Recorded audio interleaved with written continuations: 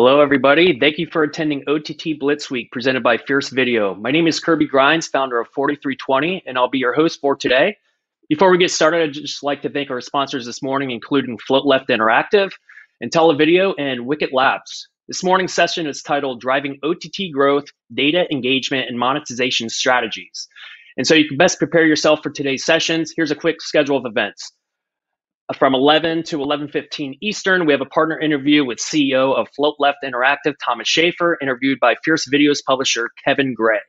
From 11:15 to 12:05, we'll have our main panel, where I'll be moderating and featuring speakers from CuriosityStream, IntelliVideo, Wicket Labs, Crackle Plus, and Hallmark Labs. And then time permitting, we'll follow the panel with a Q&A session.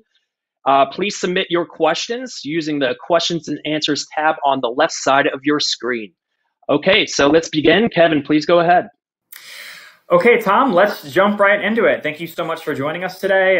First things first, I'm sure most of our audience is familiar with Float Left, but for the few that aren't, can you just give us a quick 15-second summary for what your team does? Sure. Float Left is an OTT solutions provider, specifically application development for the major OTT platforms, Roku, Apple, Fire, all the smart TVs, mobile devices. Been in business for 10 years. And that's been, our core competency is working with the media companies, helping them get their apps deployed on the various platforms. Okay, great. Now let's get things started off by talking about something key to today's topic, personalization. Okay, so in a recent blog post of yours, you said personalization is the heart of great consumer experiences and had a particularly interesting use case that I saw from Stitch Fix, which I thought was really cool. Can you give us a quick, brief summary of this and how it applies to streaming? Yeah, so I just think personalization makes the shopping experience, anytime you're having to spend money, the experience is improved when there is more of a rapport between either the company, the business, or the individual. The Stitch Fix example is a great example. The founder had, just noticed that shopping for clothes was just very impersonal, and that's something that you need a little bit of additional help sometimes, especially women when they're shopping for clothes, and so that really was the springboard for her to create the Stitch Fix brand. And with OTT specifically, the better I feel, or the more that I feel that a brand or service provider understands my wants and needs, the more likely I am to continue to spend money and continue to enjoy the service. And it ultimately makes the entire experience between me, the consumer, and them, the service provider, better. They get to understand a little bit more about what I'm interested in. They can service me better. And it just keeps me coming back, and it keeps me engaged. And I just think that that's a critical aspect today, specifically with the rate of adoption with OTT and how many providers are getting into OTT. The more personal I think that you can make it, the service, the better the consumer experience is going to be, and that is ultimately going to drive adoption and retention. So. Great, thank you. And next question, we're going to cover this one quite a bit today, but wanted to get your perspective on it. So how can OTT services use data to retain users and or drive growth? And specifically, what type of data should be measured, and how is that applied to the growth or retention strategy? Yeah, so generally speaking, just at a high level, the basic elements are really important. So understanding what content is being watched, how long it's being watched for, that really allows the brands to understand, okay, what content's working, what's not. At the end of the day, what we're trying to do with the brands is give them a better picture of what, like I said, what is working and what's not. Sometimes understanding what's not working is just as effective as understanding what is working, so you can make those adjustments. So again, content watched, percentage watched. Maybe there's titles in the mix that are just not clicking for some reason, right? So you want to be able to remove those and mix it up a little bit. Even things like what we're doing from the application side is being able to determine when someone actually launches the app from the time that they're getting into a specific piece of content. There's time there. We can sort of pull out the amount of time that they're just sitting there staring at the screen, trying to figure out something to watch. Is there a long time gap between the time that they started or the time that they launched the app until the time that they actually got into content and started watching something? That's critical information that we need to understand, because if they're just sitting there, we're assuming that they're like looking for something to watch, they're just browsing. And so that's important information. Things like error handling when maybe a specific title is failing, it's just not loading properly, or latency, things like that. Latency, all of these things affect the overall user experience. And so we want to try to understand and identify when those things are happening. Also, related to Avod, so advertising services that are free services that are having ads placed in the content, and also subscription services, being able to understand about how many ads are being served or requested versus actually being filled. So we're deriving a fill rate. That's really important. That's like an extra level of measurement back against the the ad server specifically. In the subscription world, we want to understand about churn. We want to understand about, this person has an account, but they haven't really logged in a while. That's an important piece of information for us to understand, so that we can, maybe market to that person a little bit differently, understand why they're not logging in. Again, it's just all of this at the aggregate and the collection of all this data. What we're trying to do is really paint a picture of the overall service's effectiveness in the marketplace, and being able to ultimately take this data, make changes, and adapt to what we're assuming is going on or not going on. So. Great. No, I like that. So you're saying some of the major differences between SVOD and AVOD, things like fill rate, things like churn on the actual subscriptions, or things to think about with data. And I'm just curious, is there anything else that you guys that come across that are major differences between the services, or would you say those are the major ones? Yeah. So in terms of, you were asking about just overall Avod, SVOD strategies. Avod versus SVOD, yeah. Yeah. So in terms of just the business model, Avod, what we've seen is, the brands tend to want to be in as many places as possible, as quickly as possible, to generate as much volume as possible, because the advertising really does depend on, especially nowadays, due to various reasons, security, brand security within the ad ecosystem. Advertisers want to be sure that they're putting their ads on services that are getting traction. So, so the Avod services tend to want to get to as many places as possible, launch on as many platforms as possible, leveraging even some of the virtual MVPDs like Hulu and Zumo, and like the Roku channel, Amazon channels. These are all great. In addition to the owned and operated, the apps that we're putting onto, like the individualized apps that they're getting on the various platforms, there's all these other syndication options that they can use to just get it out there as quickly as possible. And then, but then on the flip side of the Avod part of it, there's a lot of sort of back end maintenance that has to be considered in terms of like the ad technology, making sure that that's being set up properly. That I've seen cases where all of a sudden fill rate just drops because maybe there's a configuration in the server or something that's not set up properly, or it wasn't configured properly, and now all of a sudden everything in the ad stack is being affected by it. So that's also something to consider. With regard to SVOD is more, I would say it's more of a calculated approach to distribution, really having a good understanding of the target audience that you want to get to. I mean, that's going to ultimately dictate which platforms that you launch on first. I mean, this is assuming that these are brands that have really no footprint. They're just getting started. And so our recommendation is to understand the target audience. Who do you want to go after? Make sure that you have, price points. Free trials are obviously critical.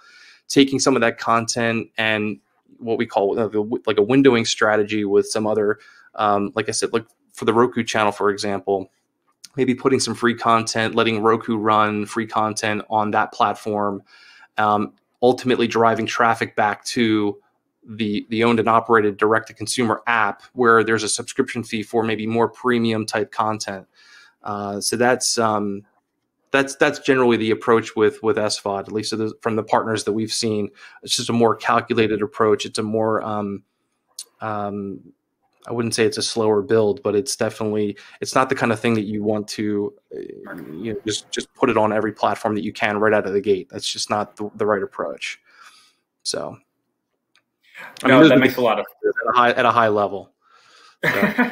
No, that makes a lot of sense, and I agree with all that. Okay, so let's shift gears then. So some of these things we talked about, like larger companies with tons of data and all those distribution partners and all those platforms you were talking about, right? They have all these relationships that they've had from over the years. They might have a leg up, I would think. But as we all know, a lot of companies are just getting into the OTT industry as well. And they might not yet have established an audience, or they might not have some of these same relationships that some of the bigger companies would have. So what are some of the growth strategies for them? And how can they get users to find their app and keep them engaged? Yeah, that's the question that we get asked the most. It's how do we get more eyeballs? There's obviously, you mentioned the dollars. I mean, there's no real way to get around the fact that these brands are going to have to create campaigns, traditional marketing campaigns to drive traffic and build awareness to these platforms. So your traditional marketing, Google and your Facebook and your social, all that stuff is obviously got to come into play. And then then there's other marketing opportunities that the specific platforms have that are, again, fairly expensive, and they're getting more expensive, where you can do promotional opportunities on the home screens and whatnot. And then there are other things that we do that are free. So first and foremost, what we do is ensure that the apps are primed for the various app stores and to be able to take advantage of any types of marketing opportunities that may come their way. We've had experiences where Apple, for example, wanted to promote one of a brand that we were aware of that, for whatever reason, the way it was built before we got it, the way that it was built was using all kinds of third-party libraries that weren't they weren't vetted properly by the platform, and so they weren't able to take advantage of the marketing opportunities. So the technology has to be able to yield that. They have to be able to take advantage of those opportunities when they come, and that means just building native, very native, using native apps, building native apps, and doing it in a way that is approved by the various app stores. And then we have things like universal search and discovery, which is not something that's talked about a lot, but it's available to mostly everybody on all platforms. Some there's an approval process, and others there are not. But the point is that when someone is on the home screen and they are looking for something to watch, they can just do a search, and it searches the global content library and will, like for example, Roku, if you can do a voice search, and it will return a set of results, and those results oftentimes will return something that may be in that brand's library, and that will yield an app install where they wouldn't have gotten that before. So that's a huge opportunity that's often missed, I think, by brands. And also things like just building email lists with when you're, if you have an Avod service, being able to ask them to register with an email address and ultimately get access to features that may not be available if you don't have a registration. Learning more about your customers that way, and building a list, being able to market to them directly is really important. And what we really want to do is just to make sure that when dollars are spent or not, or however it is, it's hard work getting these folks to come and install the apps. So we want to make sure that when they come into the app, they have a good experience. Content's easy to find. It's easy to navigate. It's a good experience. It's, so all of those things have to line up. OTT is a great opportunity for these brands. It does create, everybody's now sort of getting into it. So all of these things really do need to be lined up correctly. So I don't know if I totally answered your question right, but there's so many intricacies too, and ways, specific ways, edge cases that brands have used to generate awareness. But these are the main things that they're doing. Great, thank you so much. Okay, so we have 1 minute left here. The last question I want to make sure that I asked you, in relation to everything surrounding COVID and the sudden uptick in streaming media, how are streamers going to need to adjust? What kind of strategy changes do you foresee OTT services having to implement in the next year or two? Could you kind of quickly run through that? Yeah, I just think that this is, I think the COVID pandemic has really just accelerated what was already going to be happening anyway. I mean, I think getting brands that may be on the edge of determining if this is something that they need to invest in. I think every brand, any video first brand needs to make an investment in the owned and operated app. They need to be able to own the customer. They be able to control the customer experience and learn more about their customers, and be able to again provide more input, personalize, and that whole ecosystem will I guess it's like a self-fulfilling prophecy, if you want to call it that, where it'll just grow based on input, output, learning more about the customer. They're more engaged, and the whole cycle repeats, and you can grow from there. But I think personalization is critical, and just again, for brands that are thinking about OTT, I think it's the best time to launch an OTT service is right now. Okay, thank you so much, Tom. That is all the time that we have. I'm going to throw it back over to Kirby, who is going to introduce our panel for the day now. Kirby, go ahead and take it from here. All right, thanks, Tom and Kevin. Next, I'd like to welcome our main panel with speakers from CuriosityStream, Intellivideo, Wicket Labs, Crackle Plus, and Hallmark Labs. All right. Welcome, everybody. So I want to start by letting everybody introduce themselves, who you work for, and what you do. Let's start with Devin. Hey, I am Devin Emery, the head of growth at CuriosityStream. So I am focused on a variety of things, including acquisition, retention, content strategy, making sure, basically in a nutshell, that we are efficiently acquiring new users, that we are growing our overall audience, and that we are retaining people as they come in and subscribe. All right, excellent. Ashley? Hey there, I'm Ashley Podal. I'm the Chief Marketing Officer at Intellivideo, and I've been focused on the subscriber acquisition and retention as well, but we are a white-labeled OTT platform in the health and fitness space, so applying a lot of the same trends and concepts, but over in health and fitness and more of that membership model. All right, great. And Mr. Marty Roberts. Hi, I'm Marty Roberts. I'm the CEO of Wicket Labs. We are an audience insights platform specifically focused on subscription video businesses. We provide the analytics behind 1,100 different subscription video services that are in the market today, really helping them understand their audience around acquisition, around engagement, retention, the save actions you need to take when customers are at risk. And then, of course, because consumers can be fickle, win-back campaigns in terms of completing that whole cycle and bringing them back into the service. So really taking a holistic look at the whole consumer life cycle for every one of these video businesses. All right, and Jason.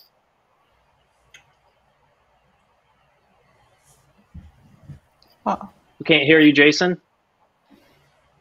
Let's skip to Harry real quick. Yep, all right. There you go, Jason. Can you hear me right now? We can hear you. Can you hear me? I can hear you. Okay, great. Sorry, having some technical difficulties here. Jason Schaefer, head of growth for Crackle Plus. We're an ad-supported video experience with TV and movies, long-form content. We recently formed a joint venture back May of 2019 between Chicken Soup for the Soul and Sony Pictures Television. And great to be on the panel. All right, great. And Jason, do you mind just hitting the volume down a couple notches on your phone? I think we're just getting a little feedback, not terrible. That should probably take care How's of it. that? All right, and perfect. All right, Harry. Hi, Harry Lang. I'm the Vice President of Product for Hallmark Movies Now.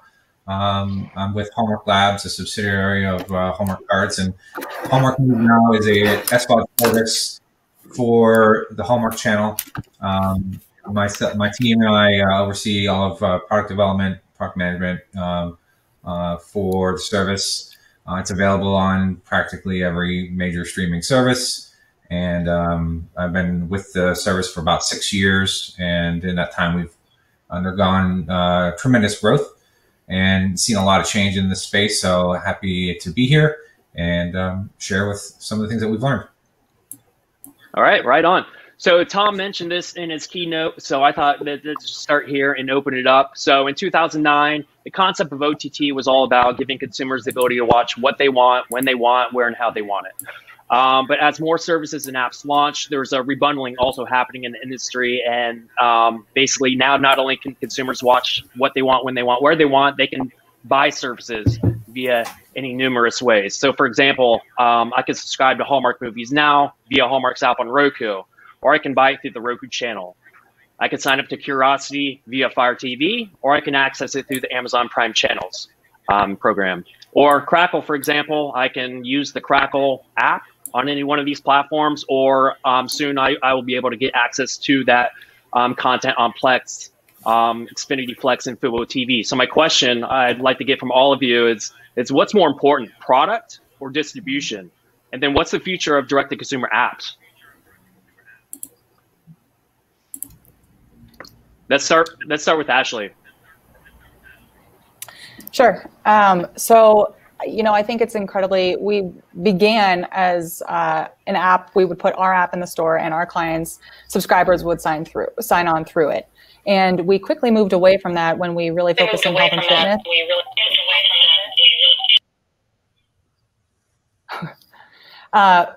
When our clients saw that, Beachbody is sitting right next to their app offering in the Roku store, let's say, or you can, subscribe through somebody else. I mean, that brand equity is completely lost in those digital marketplaces. So for our platform and for our clients, that focus really became having that presence directly in the stores. But I think, ultimately they'd like to own that member. And if you buy through Apple or if you buy through Roku, those companies own the member and they don't. So, we see a lot of our clients, absolutely their brand presence has to be in those marketplaces. And there are some avenues that you really want to have that presence and have your brand right along beside in those marketplaces. But a lot of the acquisition and focus will be on bringing the member in through their own doors and using that as distribution thereafter. So I think it's a must-have. You are competing right next door to you also might like recommendation type of idea in those marketplaces, and you don't want to lose your brand equity there. But you will win ultimately if that member is yours. And so a lot of our clients focus acquiring through their own storefronts and gateways, and then distributing through those different avenues. Got it. Harry, what's your stand? What's the role of the aggregator in Hallmark's mind? Well, we also started out with just an app on all devices, and then we slowly started to roll out into distribution on Roku and Amazon Prime Channel, and just this week Apple TV, as well as having our apps on there. So for us, the role that they're playing is really helping acquire new customers. I mean, it's our primary makeup of our subscribers are still the direct subscribers, but it's an added, it's a really good added revenue stream. It also helps drive some awareness for us and engagement for us. And the aggregators handling the entire operation side of it, so it's not really falling on our CDN and our bandwidth and our systems to have to deliver that video, but it's still the same content, the same feeds, the same categories that they would get with us direct. So it's kind of like it's kind of driving in parallel with what we're doing direct. There's pros and cons with both ways, and it's nice to have that added revenue coming in, those added subscribers. they're still a subscriber to our service. They're still consuming the same content. The downside is, as Ashley mentioned, is we don't own that customer. So you can't really market to that customer. You don't get that data coming in with all the other data that we can use to kind of slice and dice and figure out what they're doing and what they're watching. We do get metrics, and we do get some data from the distribution, but it's not the same level that we get direct. So plus there's also limitations with where they sign up. It's great to be able to sign up to a bundle on any of these services, but then you're just kind of locked into that service. Whereas with us, and you're also limited to whatever devices that service supports that you can watch on. So they can't come in and log into our service directly to watch on something, a device that we support. So there's also some consumer confusion there and frustration there when they may be reaching out to us for a problem that they're having on their Amazon. We have to try to diagnose with them with, well, how did you sign up? Did you sign up through us? Did you sign up through the channel? Your channel? Well, you have to go back to Amazon because that's an Amazon problem. It's not our problem. But the user is thinking, no, that's Hallmark, your Hallmark. So there's some downsides there as well. But overall, it's a really added benefit that is helping us grow pretty significantly. Got it. Devin, what's your take? Yeah, I think the product versus distribution question is a fun and interesting one, right? The way that I like to view it is the analogy of food and water, right? You will die if you don't have either one of those, but you can survive a bit longer if you have water and no food, right? So distribution is really powerful, but at the end of the day, you still have to have that really high quality product, or it's not going to work regardless of how much distribution you have. And when it comes to using those aggregators, they provide benefits, but it's also not product parity, right? So if you sign up through Amazon channels or through the Roku channel, you're getting a very different content experience. Pluses and minuses across, right? But if you want the Curiosity Stream full experience, signing up direct on our website across all of our apps is going to give you a more full experience. If you're looking to bundle content within and you consume most of your content within Amazon Prime channels or within the Roku channel, it's a great experience for you to add us on through Roku channels, right? So, it's not like someone is going to be making a decision to experience the exact same thing by signing up in either location. It's usually based on how they've decided that they want to consume content. And our decision has been, we want to support whichever way that they have decided that they want to do that, and push with those partners, with those consumers that they have those relationships with who are bundling in that way. So it's definitely a growth area for us. But I think one of the things that we will see is that there's no technical reason why someone who's signing up through one of these channel stores cannot be cross-verified or cross-authenticated into a direct platform, right? So there is opportunity and there is value that, again, you can only get from subscribing or being authenticated through Curiosity Stream directly, that, there's the potential that, these become less just, you can only consume content in this one relatively limited experience, and more so kind of a growth engine for kind of a more holistic, Curiosity Stream, in our case, obviously, experience across everything that we're doing. So I don't view the playing field as it exists right now as the end state of how this is going to look. I think there's going to be transition over the next, call it, years, several months, and that it's going to evolve, and it's going to evolve, currently, as you can see with some of these distribution disputes that you're seeing, it makes sense that things are going to change in a way that, programmers on one side are going to push, platforms and distributors on the other side are going to push. But really, it's everyone pushing together. And so what is the right way to go about this that makes sense for everyone? So, I would speculate that what we're seeing right now is just not the end state, and that we're going to be able to make improvements to the user experience and to the businesses of, programmers, as well as the platforms. Jason, so Crackle's going to be launching on some free ad supported kind of aggregate content products very soon. What was the thought behind that? Yeah, we think about this as a portfolio of endpoints. We started with 30 branded apps 7-8 years ago, and jokingly refer to ourselves as the original gangster on Roku, for example. We were very early in the OTT space.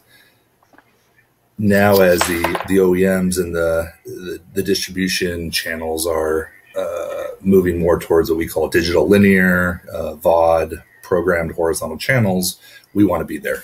So whether we work with Plex or Flex or Fubo or Philo, we want to be where the consumer's going. And so we think it's a mix. We have a lot more beneficial economics when we control the consumer on the app. But if the consumers want to watch it on Roku TV or Vizio in their digital linear experience, the economics move against us a little bit, and Roku and Vizio accrue more of the economics. But again, it's part of our portfolio, and we'll make it all work. All right. Tom and Kevin were talking about browse fatigue and scrolling through apps, and how do you drive them into content? And myself, I spend tens and tens of minutes at a time browsing apps and finding nothing to watch. Maybe I'll bookmark something, but ultimately I won't watch it. Netflix, for example, is currently promoting Uncut Gems, a movie I've seen. There's no way for me to turn off that promotion. So my question to you guys is, within the app, how do you decide which content to promote? How do you decide on which ways to merchandise content? And then ultimately, because this is a panel about growth, how do you measure the efficacy of content as it relates to things like trial conversions, engagement, and retention? And I definitely want to start with Marty on this and what you're doing, and then what you're seeing with your clients. Yeah, it's a key question. So, we really look at content as every video business does, both in terms of how does it help with acquisition. So to your point, one of the things we look at very closely is first to watch video. So as you're out there promoting a particular movie, a particular show, a series, etc., are those consumers that are coming in for the first time into that service engaging with that content? I would also say that we see much better conversion rates than not just on any single show, but when we're promoting a basket of shows. So people get a good sense of what the overall service is about, not just the brand of the service, but when we see 2 or 3 different shows kind of bundled together. And the relationships between those are really important. In terms of what's also very interesting is then, is that content compelling? And the data can also tell us that as well. So we've moved past average duration. We use something we call the attention index. The problem with averages, especially when you kind of get a double hump distribution curve, is that they can be misleading. And so the attention index for us is it's a net promoter score. Anybody could run this kind of math, which is we take everybody who completes more than 75% of a video, and we subtract those people that watch less than 10% of a video. And so you get this score from negative 100 to 100. And what's fascinating about that is 2 things. One is every one of our customers today has a top 10 title that's being promoted heavily by marketing, but it has a low attention index. It's just not holding everyone's engagement through that whole video. And so, that's something for us to really understand. Again, Tom mentioned in the video earlier, broken down, maybe we don't want to promote that as much. Maybe we don't want to put that into the carousel. But the reverse is also true. We find that every one of our customers has videos that have an 85, a 92 attention index, but only a couple hundred or a couple thousand people have actually seen that video. And so we call those hidden gems. These are things that we can promote. We know the data shows are really compelling content. It's really engaging, and yet it's not really being promoted as much. And we can use these hidden gems, especially when we move past anchor content. So everybody has big marquee shows, or maybe they have live events, sporting events when they come back, things like that. But what do we do after the season's over? How do we keep those users around from one season to the next? And hidden gems are a great way to maintain engagement with your audience level over time. And we find it just is a little bit better in terms of understanding the effectiveness of content than things like average duration. Great. Jason, what is Crackle doing to ensure that users aren't just aimlessly scoring through apps and bouncing out before they play anything? And then also, what do you decide on? How do you decide on what content you promote? Yeah, so we have a mix of driver titles, big studio tentpoles, originals, and exclusives that our sister company at Screen Media brings to the table. And then we have the medium and long tail TV and movies. And so we try to package all 3 of those up in a thoughtful way where we're getting the first click, and then we're getting clicks after, the first, second, and third movie. So we're programming, with the carousel, and we have an always on feature. And so we're trying to drop the user into what we think is the most compelling content in that specific day or week, whether it's an original or exclusive, or if we have a franchise. And then we spend an inordinate amount of time on average revenue per user, the lifetime value, and making sure the economics of the content acquisition map to the length, whether it's the KPIs of minutes or return user. Hey, Jason, you mentioned always on. I think that was introduced in 2014, that always on linear experience. Do you have any stats on kind of session length and average viewing before that always on and then after? I'd imagine you saw some increases there. And I know it's a pop quiz. Yeah, it was incredibly successful for us. Ready. Yeah. Got it. It was incredibly successful, meaning it met the users how they surface for content. So we've trained the user in TV to turn on their television and a show on your EPG would be running. And then all of a sudden the mode for OTT apps was come to our platform, hunt and peck around, and maybe you'll find something. And so you were looking for that serendipity of the consumer. And after some research, we said, let's just throw up a show that we think will map to that consumer if we have registered user data. And if we don't, let's look at their IP address and our data graph and surface content that we think will be the most appropriate fit. And on some platforms, Roku specifically, we were seeing 2 to 3 times engagement, probably double or triple that in terms of length of average stay. And so it was really quite beneficial. I think one of the challenges is if you throw up a show that doesn't perfectly map to the consumer, then you may lose them quicker than if he or she were given the opportunity to look for something that they want. Yeah, and that's just it. When you're browsing just straight video on demand titles, it's kind of like just you miss out on happenstance, you miss out on serendipity. Like every programming decision is just based on I like the way the thumbnail looks, or I recognize that title, or the synopsis sounds great, I'll check it out. With the linear type experience, you get to dive into something you otherwise might not have chosen to watch. Devin, what's Curiosity Streaming? How are you guys knowing what to promote, knowing how it performs in terms of growth, conversions, engagement, retention? Yeah, so we similarly recently rolled out an on now functionality. It's great to give someone who doesn't want to think too much about it the option to drop into high quality programming quickly. So we similarly have seen that as being beneficial.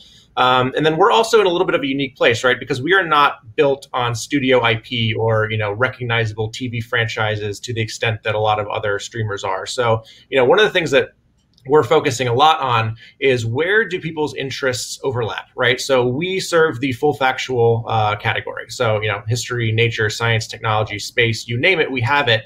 And so if someone's watching space content, it's a pretty easy bet that they're going to like more space content, right? But the interesting stuff comes in when you start looking at where are there overlaps between the full factual categories where you wouldn't necessarily think about it, right? So, how does military history and space, how does that overlap? Where are the subcategories where if we start making smart recommendations that are, partially personalized, but partially based on what, we and kind of uniquely we are able to understand about the factual category, how do we start, populating our recommendations, not just with, if you're watching monkey content, watching, more monkey content or, big cat content, but how do we also then expand that viewer into the rest of our library, which is large, but again, not built necessarily on the large drama titles or the scripted titles.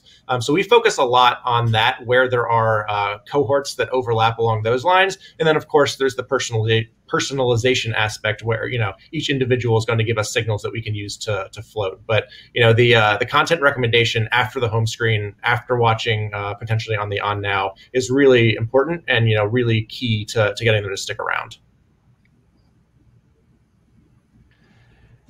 And so Netflix, they compete for your attention. They compete with your sleep. And so just as easy it is to try a new service, It's just as easy to forget about a service, not because you're unsatisfied with it, but just because there's so much other things just competing for attention. And so, Harry, what was Hallmark doing to ensure that customers are engaged but keep coming back when there's so many just other distractions out there?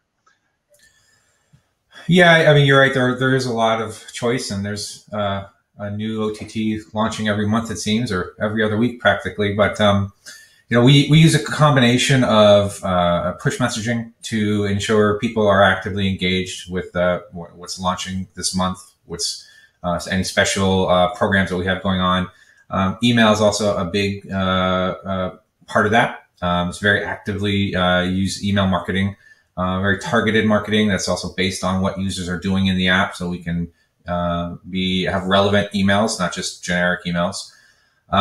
Social media, using, very active. We have our service is a little bit unique, as in that we have a kind of a fan base around Hallmark in general.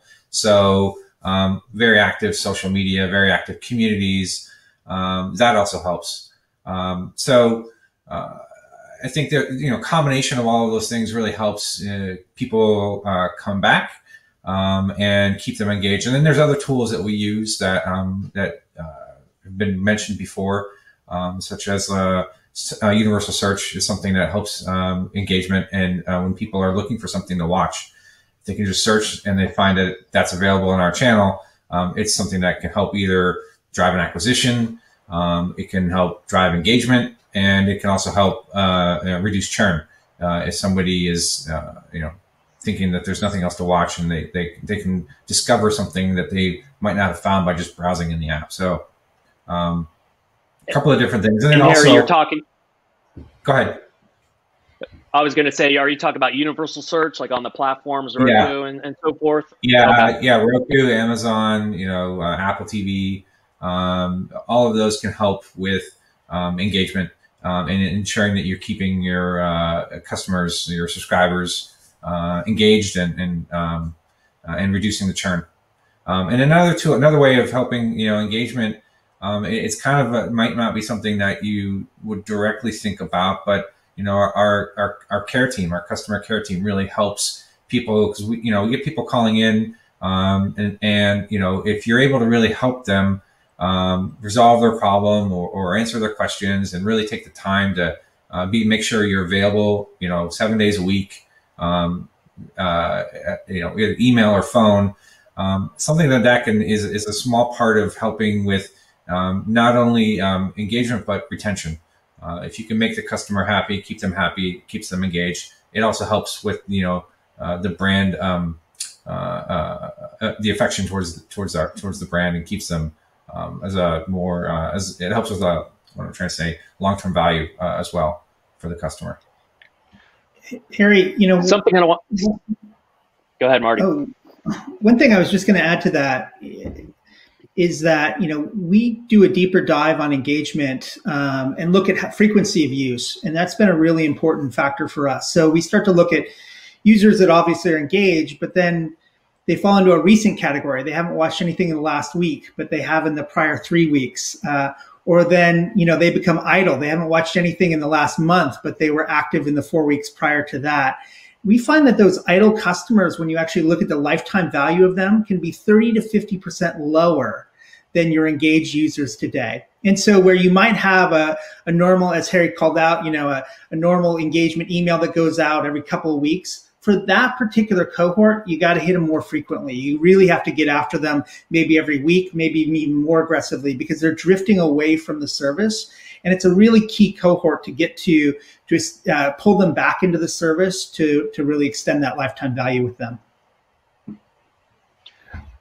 Marty, question for you is, we've all had the conversation on sending emails or push out to customers and the inactive customer, and kind of you don't want to, would you send them one, they realize they have the account, they sign up, regardless of all that. Just what is your personal opinion on Netflix canceling inactive accounts? I think it's after 12 months, if you don't use it, they'll send you a message. If you don't respond, they'll just cancel your account. What are your thoughts on that? Yeah, what we would say is that, a couple things. Number one is that funny enough, inactive customers, those that haven't watched anything in 3 months, they actually have a higher lifetime value than those inactive or those idle customers. So if they're used to paying, they just kind of keep paying. And so what we'd say is you get very particular about targeting those cohorts. And definitely you want to start engaging them around the anniversary date or just prior to that anniversary day. Now, what we'd also say is that we're seeing kind of a movement around the world where some countries are saying, look, you just can't keep running the subscription and keep charging them forever. And so, they're getting more consumer-friendly policies around when and how you can charge consumers. And so I think Netflix is ahead of the curve based on, U.S. policy today, but actually conforming to what we're seeing in some different geographies around the world around saying, hey, you just can't charge everybody forever. And so, I agree with that philosophy.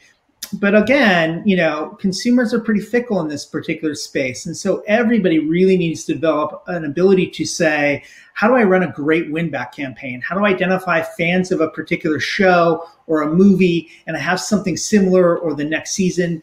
They've left the service or they've been inactive for a long time, and how do I win them back as well? And that has to be a core competency of every OTT service that's out there today. So Ashley, what isn't perfect? Go ahead. Go ahead. Okay. Well, I was going to add to Marty. Just start with you. Okay, perfect. No, that's fine. There's this concept of pausing, which, from a health and fitness standpoint, there's like seasonality, much less so digitally, much less so in this video on demand business. You can kind of maintain at this price point compared to your studio cost or your gym cost. You might pause those memberships, but you'll probably, stay digital for a while. But even to combat that seasonality, I would answer to Netflix, don't lose them. Maybe this concept of pause where it's a quicker re-engagement, create my account again, make it active again. Audible has somewhat of this concept with their credits, and when you kind of reach your limit, and it's just going to hold you there, but they won't lose the customer.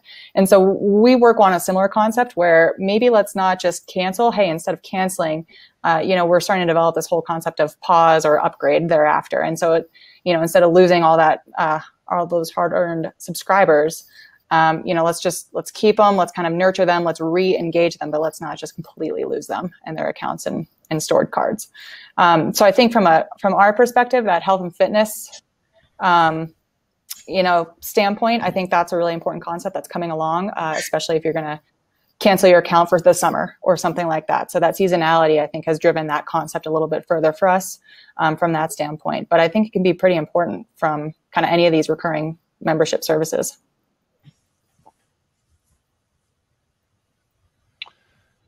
So what month are we? 5, 6 into the pandemic, and towards by the way, the suit jacket fit a lot better before all this.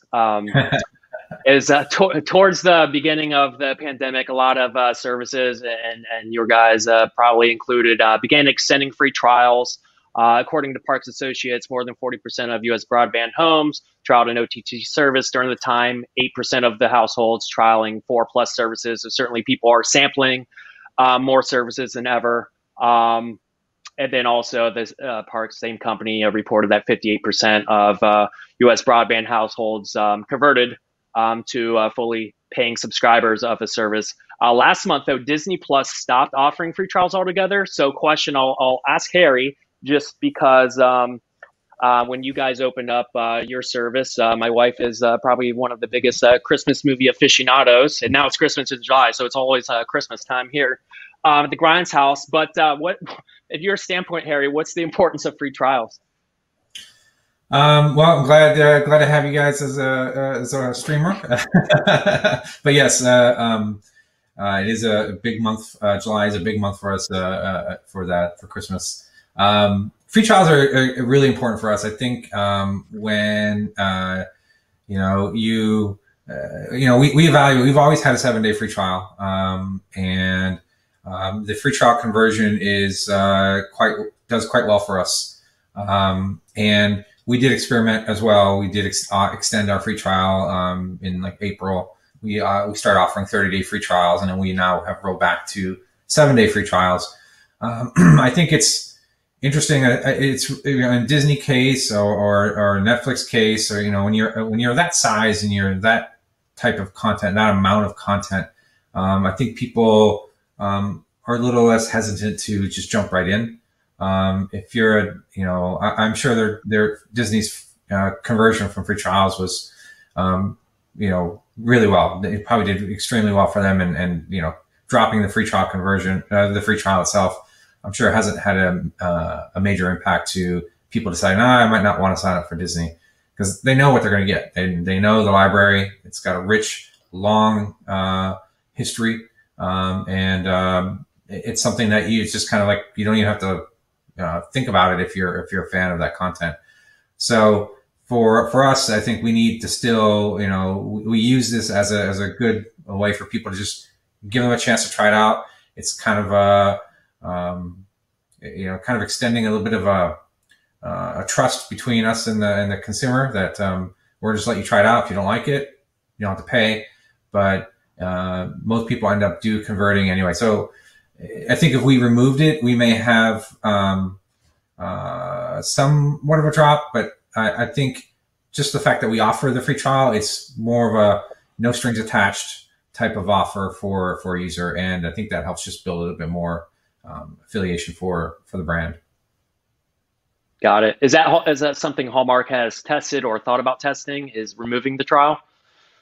Not something we've actively looked at doing. It's not something that I think we're going to be looking at doing anytime soon, just because our free trial conversion is so high.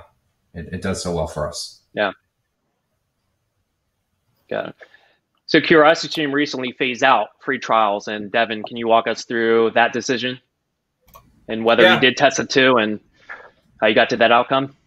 Yeah, absolutely. So, Disney Plus did it, I think, last month. We did it in November. The thing about free trials is that it is a good tool to de-risk a purchase decision when you need to do that. But there are a lot of other things that you can do to de-risk a purchase decision in a lot of cases, right? So, if the IP is untested, if the technology is novel, there's a lot of reasons why free trials can work for streamers, but there's a lot of reasons why it adds complexity and doesn't necessarily bring value, right? And a lot of that has to do with, what are you optimizing for, right? Are you optimizing for that free trial, or are you optimizing for the paid subscriber? And can you make it simpler by not having the free trial? So, I did that very quickly after I came into CuriosityStream, because we're not a particularly risky purchase decision. We are, priced at a very valuable level. We have a ton of content. If you like documentaries or nonfiction TV, we're a great service for you. And, it wasn't because of that, but with a variety of other changes that we implemented, our cost per new subscriber fell pretty dramatically. Our retention, increased pretty dramatically, and we simplified our acquisition model very, very significantly. So, I think that Disney Plus, which was in the time between we dropped it and Disney Plus did, I was talking a lot about how I thought they would be the next one to do it, because they had some similar setups to what we saw as being the reasons why it made sense to drop the free trial. And a lot of it has to do with being able to optimize for people who are going to pay, people who are going to stick around, and not having that drop off, right? Because if you have the free trial, as everyone here knows, you are going to have to get them to convert onto the free trial. And then during the free trial period, you have to convince them again that it makes sense to stick around. And then, on the monthly subscription, then you have to continuously get them to subscribe over the first few months before it becomes more of a habit, right? And so with us, when it came to quarantine and coronavirus, the tact that we took was, let's discount our annual plan. Let's support the audience in that way, not necessarily push on the free trial side of things. Because as you were saying, everyone was pushing into extended free trials. People were signing up for a lot without the intention to necessarily stick around. So where we kind of went against the grain was really beneficial to us, because people were signing up for a steeply discounted annual plan. As people get back to normal, they're going to continue to be on our annual plan, our annual subscriber with access to our service. And so we're not going to have some of the same dynamics where I think you said 48% or something along those lines are going to keep it. Everyone that we acquired over that time, which was a significant number of people, are going to stay with our service, for that length of time. So a lot of it just comes down to simplification. If you are, confident that you have the value prop that you're able to de-risk without the free trial, which again is not necessarily going to be the case for everyone, but I think more and more, there are services out there that Netflix, for example, does not need a free trial, right? Disney Plus obviously does not need a free trial. There are services out there that do not need them, and will probably phase them out. I would just say our benchmark for trial conversion is much higher than what Parks is seeing. We're seeing 70%, 69.8% conversions on free trials. I think Devin's correct. You have to have a good understanding. If you don't have a trial, being able to browse the content library without even watching the content, so making sure you can get through and see all the artwork and get descriptions and metadata becomes a really key feature for consumers. When you do have the trial, what we find is that 7 days is optimal. Every time we see longer trials, we see about a 10% reduction in conversion rates. So 14 days, 30 days. Now, what we might be doing is pushing churn into month one. So we see a higher churn rate in month one because people get in, they don't really like the service and they unsubscribe right away. I think Devin's really smart to push the annual plan. But even with that, and even during what we've seen around this pandemic and increased usage, increased subscribers, actually churn is actually going down for us across our customer base recently. And so even on month-to-month plans, we're seeing less people disengage from services right now. Our benchmark churn rate is actually down about 0.4 of a percentage point over the last 2 months, actually. And so even on these month-to-month plans, people seem to be sticking around. So in general, you can experiment with it, but most services we see a 7-day trial is pretty optimal, and it converts at a really high rate. But different for every content library. It's really interesting. What about with like health and fitness? That industry responded with 30 or 60 days. So the minute this pandemic hit and all studios, gyms, clubs all closed, but ultimately that member, that's a lifestyle, that's a health and fitness choice, and so those consumers had to go somewhere else. And so when they went digital, a lot of these brands responded with 30 or 60-day conversions or free trials, right? To kind of honor what has been happening and to maintain a somewhat of a healthy choice. And that's been a really interesting conversion rate to watch. I would say less, but much higher than I think we were all predicting. So when you dump people in for 30 or 60 days of a free service, I would expect less than 50% to stick around, and that's actually not the case.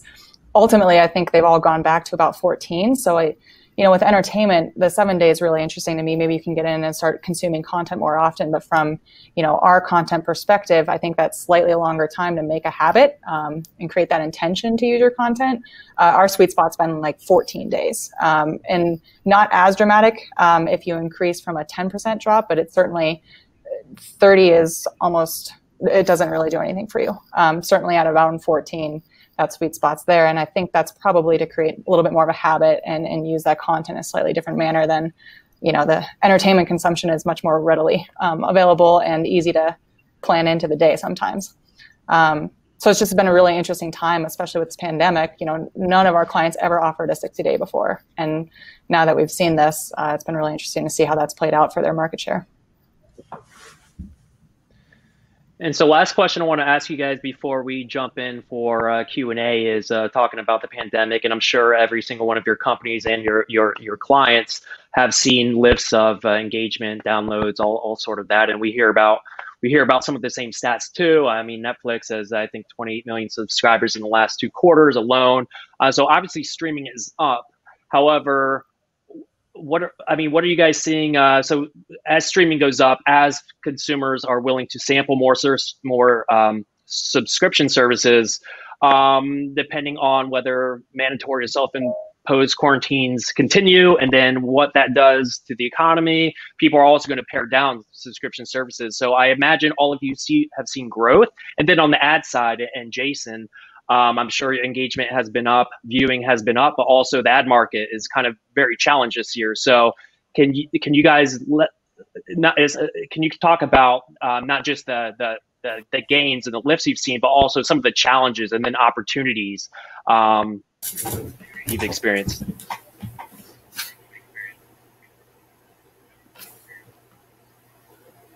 Let's go with Devin. Yeah, so as I was saying, we really focused on a heavily discounted longer-term membership without that free trial. And, I think that has meant that we are able to build these relationships. So, we acquired a lot of new subscribers, but we've also been really focused on the CRM aspect of it, right? Like continuing to get them to use our service as we go. I did see I think at the very beginning, as people were trying to figure out what to do, some companies rushed into giving away too much without asking for anything in return. But I think that kind of solidified, I guess, a better strategy later on when people were looking at, all right, well, how does this become, better for us, but also supporting the audience longer term, right? So a lot of that is now, as we have all of these new users who are consuming more content, we are very focused on everything that we were talking about before. How are we making sure that the product experience, is the best possible product experience, not just for providing people with the now content where they are consuming more, but making sure that we are one of those services that continues to get a lot of the share of attention longer term, right? Because one of the interesting dynamics, at least as I view it, is that some of the smaller, less ubiquitously known streamers are going to be able to accelerate through people sampling and consuming more content, whereas a lot of the major streamers are likely pulling demand from the future, right? And so, we are in a different place than a Netflix or from a Hulu or something like that, where we are able to, again, by focusing on that long-term relationship, grow those relationships that then catalyze everything that we're doing longer term, but only if we are providing what people signed up for. So a lot of that is, as people are coming in, how do we turn them into ambassadors for CuriosityStream, right? How do we get the word of mouth that comes with an influx of new subscribers, and that is over serving them and providing them, the best possible value in terms of product and content that we can. So, that kind of just reiterates what I was saying before, but we've been really focused on, we've continued to be focused on those long-term relationships that help us to accelerate through quarantine and people consuming more content versus seeing a decline after everything is over. And anybody else see challenges, either experience them directly or things you just see for the industry, challenges with what's happening? In general, I think it's been more positive for our customer base than we would have anticipated. So during March and April, we saw an average increase of 30 to 40% in subscribers across the services that we have. We know services that acquired more than that, some less, but that's generally the average. Engagement was super, super high during that time frame, as you would expect, most of the shelter-in-place orders. Interestingly, engagement really dropped as we got into May and June, as people started going back outside a little bit more and looking at that. We would have expected churn to spike in June and July, but as I mentioned, it actually didn't. It's been reducing a little bit, and I'm not quite sure the psychology on the consumer base as it stands today, but we'll take that benefit that's happening today. And for all of these customers, many of the customers we work with, they hit their targets that they were, their Q4 targets, they hit them in April or May. And so that's basically just a revenue boon for these subscription businesses, where you get to count that revenue for 6 months of unanticipated revenue. And if we can maintain those churn rates at kind of where they are historically for each of the services, again, it's just kind of free money into 2020.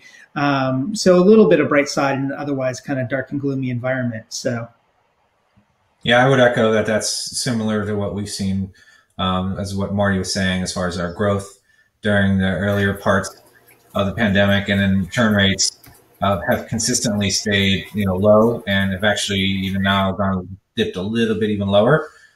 So it's interesting that people are sticking around. I think what the important thing for anyone in this space right now is to just make sure that you keep them engaged.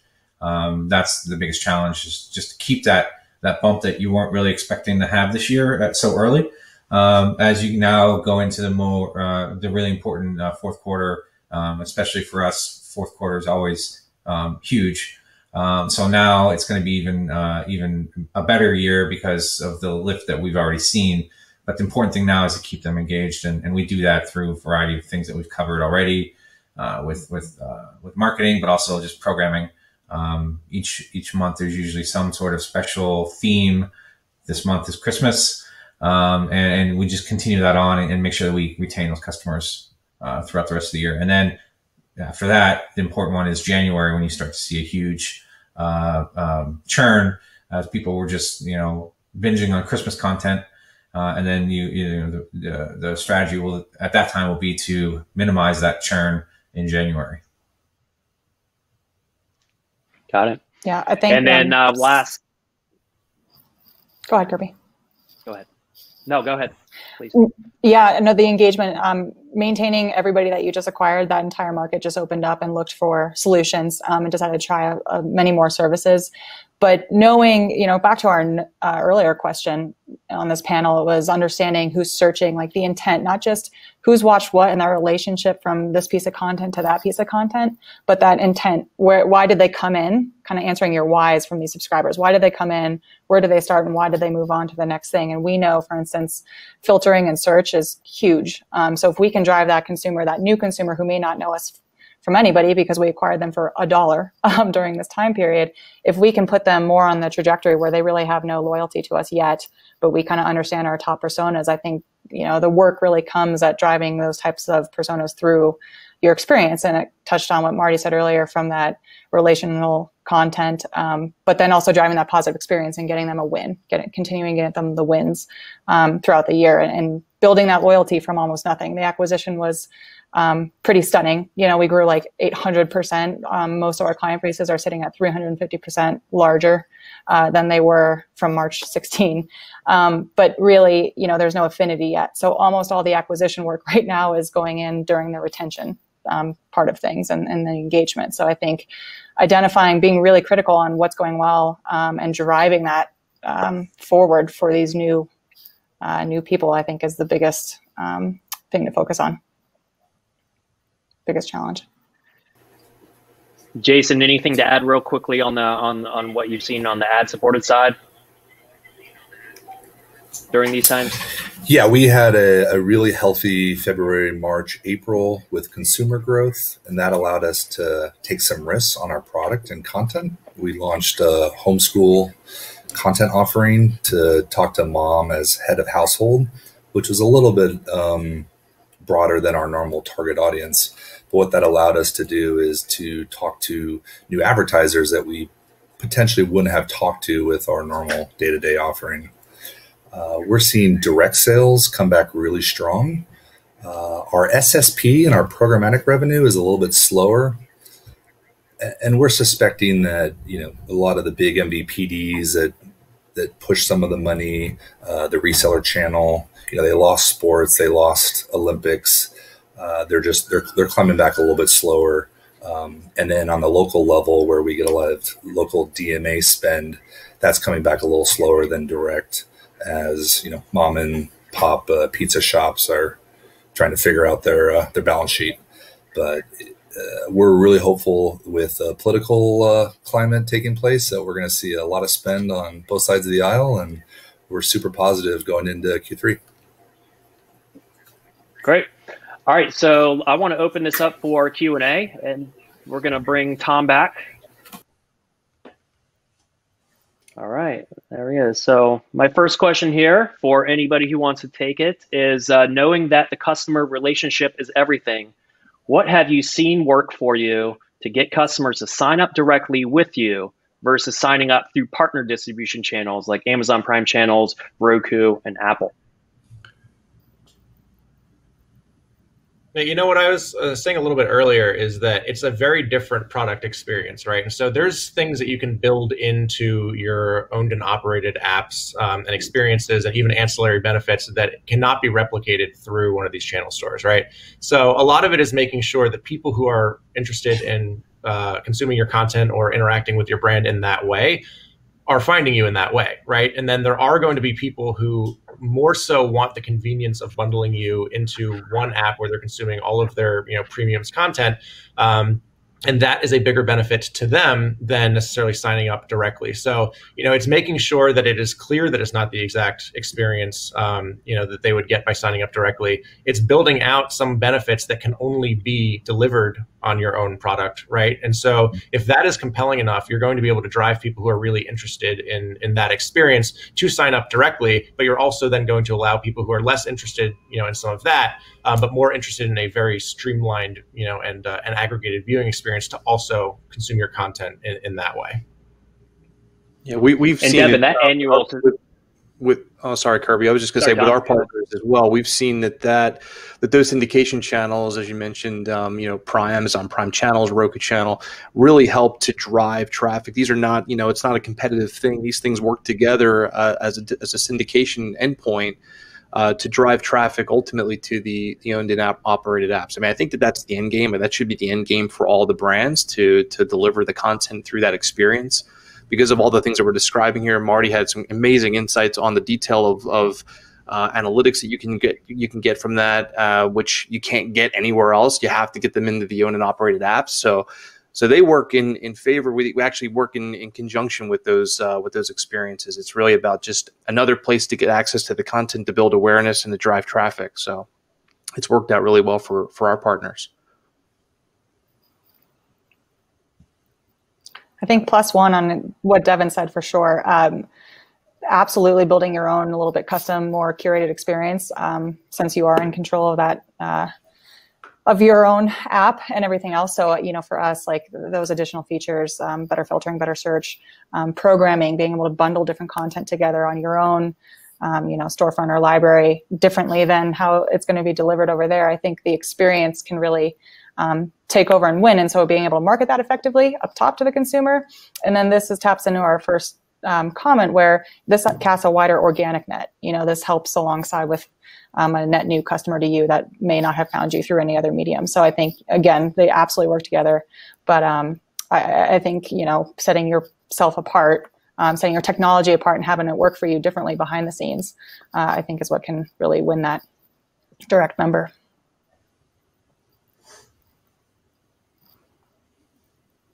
Anybody else?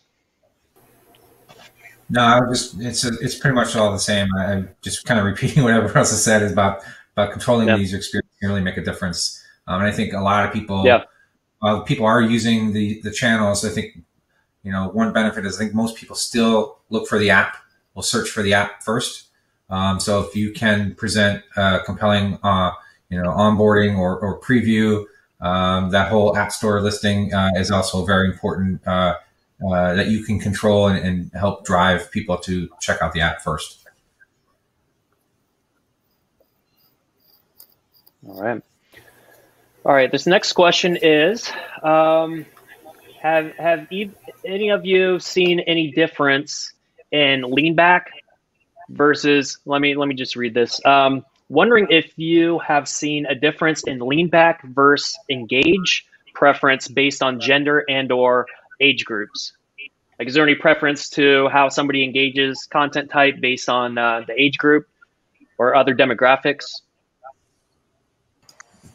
For us, it's our demographic is pretty much the same across the board. We have a unique service, and our audience is not that. We don't have kids and teenagers and mixed in with everyone, so it's kind of a similar demographic across the board. I think as far as engagement on lean back versus others, the only thing I would say is I've seen. We've seen mobile grow significantly over the last few months.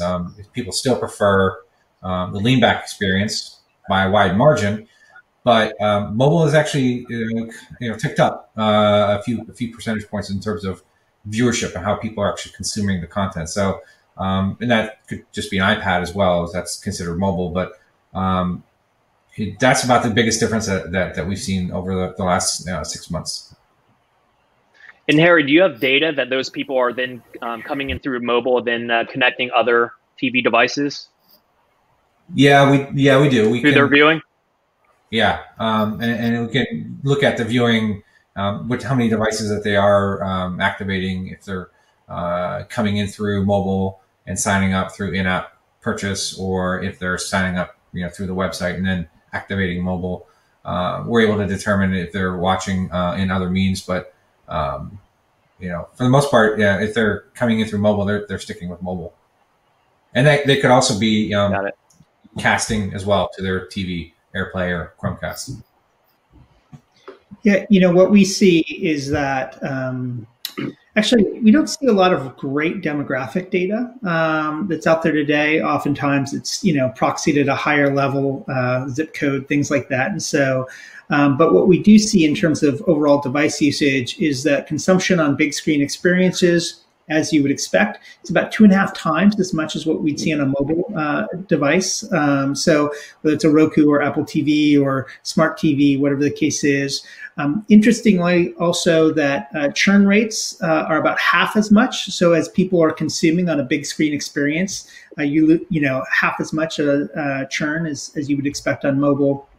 The other thing we always identify is that, as you pointed out, multi-device usage is really, really important. And so when consumers are only watching on Android or iOS, we always recommend segmenting those customers off. And as you're doing an engagement campaign, also starting to advertise that you have big screen experiences, your Roku apps, your Apple apps, things like that. Always drives to a better consumer relationship and a better lifetime value over time. All right. And that question was from Virginia. Thank you. All right, this is from Rachel. She says, we manage several smaller channels that live as Svod on Amazon Prime, not our own owned and operated apps. They are ad supported on other platforms. We do not get info on individual subscribers from Amazon as they live behind the Prime paywall. What practical points can you suggest for smaller programmers like us to help drive traffic to our subscription and ad supported channels? Thinking owned and operated channels.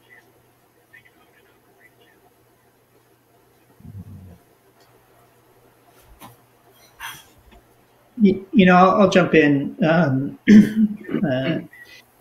What we find is that, as we talked about at the beginning of the whole session, the distributors like Amazon and Apple TV and Roku channels, et cetera, it's really difficult to really understand what your business is. The data they give you is sparse, and what we'd say is it's fragile. It only shows up every so often. You get CSV files and things like that. And so it's really, really difficult for customers to actually build a direct and understand the relationship with their audience and what's working well. What video is really driving people in? What's the first watch video? All those types of things, that we've talked about that are really important to understand what's hooking people into your service. It's really difficult to understand on those services. I think that, and it's why many of the services we see out there will launch their owned and operated services. Even if it's a minority of their overall customer base, it gives you enough data to proxy to understand what's working well and what will work well in an Amazon or in an Apple TV or in a Roku channel environment. And so, launching your own and operated services, there's tons of great platforms out there. Intel Video is a good one to do that with, and as well as others. But these are all, getting into market with those types with your own and operated apps really gives you a data advantage, even if it's a minority of your overall audience base at the end of the day.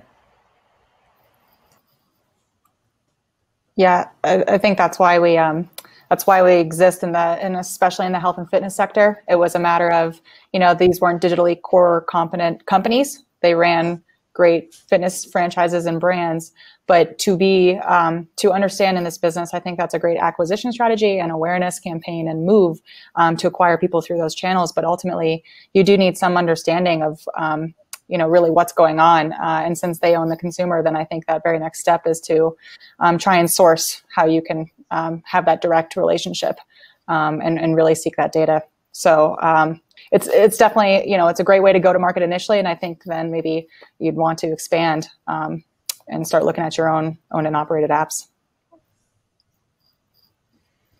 All right. I'm going to try to squeak in one more question. We had a bunch just come in. I'll address this to Marty. What is a good benchmark of percentage active paid subscribers who come and watch content in a month versus what percentage stay dormant in that month? Yeah, so interestingly, and kind of surprising to us, it's less than 50% of subscribers are active on any given month, is kind of what we see out there. That's up about 4 percentage points over the last 3 months. So it used to be 45, 46%, kind of in that range. And now we're bouncing right around 50%. But, that's kind of the expectation, is that 50% of consumers. Now you do have services that drive, that's a benchmark and it has a wide distribution on that. I think it's around a 12-point distribution. So you see services that have a much lower engagement level and still maintain all of their customers. And you have those that have a much higher, 60, 70% of their consumers are active. But in general, it's right around 50% today is what we see. All right, great. All right, so that about concludes us. I want to thank everybody for attending this morning's session of OTT Blitz Week presented by Fierce Video and submitting your great questions. Please join us back here in the afternoon at 2 p.m. Eastern for our Delivering the Ultimate UX session.